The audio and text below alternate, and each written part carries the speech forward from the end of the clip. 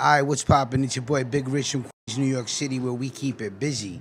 Ladies and gentlemen, come on in and wipe your feet on the rug, throw some smoke in the atmosphere. I just lit up some Harlem Drive piffery.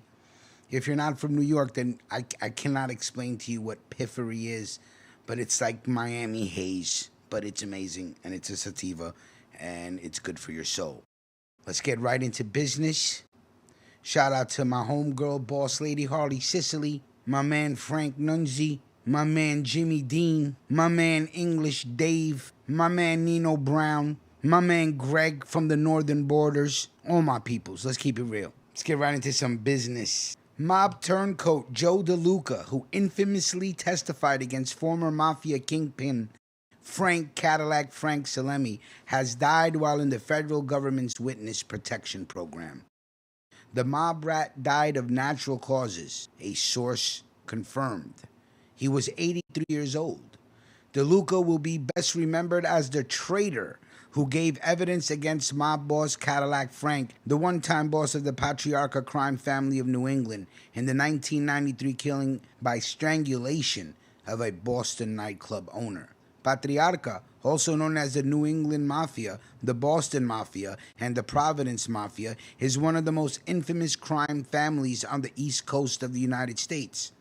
Because of a role as a high-level informant, Deluca was moved to an undisclosed location. The gangster's move to federally sponsored shelter also followed the 2019 murder of a mafia enforcer in Providence, Rhode Island, amid concerns there would be a flare-up of violence in the underworld. Joe told jurors that he met Frank in 1993 at a North Providence parking lot to retrieve a package. The package was the tarp-wrapped body of Stephen DeSaro, a Boston nightclub owner who Salemme believed had become a government informant and had to go. Joe, dutifully, drove DeSaro's body to a mill building on Branch Avenue in Providence and used a backhoe during the middle of the night to bury his remains deep into the earth. For more than 2 decades, DeSaro's disappearance remained a mystery, and the Deluca brothers feigned ignorance when questioned by law enforcement. That all changed in 2016.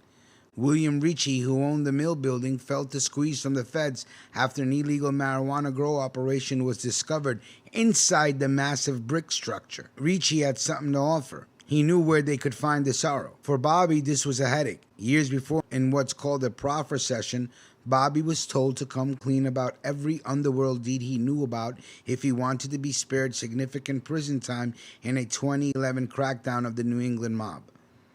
Bobby cooperated, even wearing a wire for the feds, but he denied any knowledge of what happened to DeSaro, possibly in an attempt to protect his brother. After the FBI agents dug up DeSaro's body, they came looking for Bobby, who admitted Cadillac Frank called him in 1993 after DeSaro was strangled to death in the mob boss's Sharon, Massachusetts home. His brother Joe covered DeSaro with the dirt. According to journalist Scott Bernstein of the Gangster Report, the slaughter of DeSaro was the impetus for Deluca to be made into the New England Mafia. Deluca was inducted into the Patriarca crime family by Cadillac Frank in a ceremony attended by Bobby the Cigar, Frank's brother and acting boss John Action Jack Salemme, and his Providence Station underboss Luigi Baby Shacks Monocchio, who would go on to succeed the Salemme brothers as boss of the Patriarca clan. While the Deluca brothers' testimony was key in convicting Cadillac Frank and Weedick, as a result, they became unwelcomed in mob circles for breaking the oath of omerta. Yeah, you think? For breaking the oath of omerta they took when they were inducted into the crime family. The surviving Deluca is said to be still alive and living in the witness protection program. Well, there you go. One of the brothers is still alive in the program. The other one died of natural causes.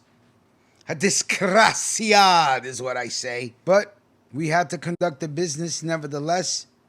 Shout out to everybody that listens to the mob stories. I appreciate it. Let me know what city you're in. Let me know what you're smoking on. Like I said, Harlem Drive piffery. Sativa. Very close to Miami haze. Big Rich, Queens, New York City, where we get busy. And we will talk soon. Salute.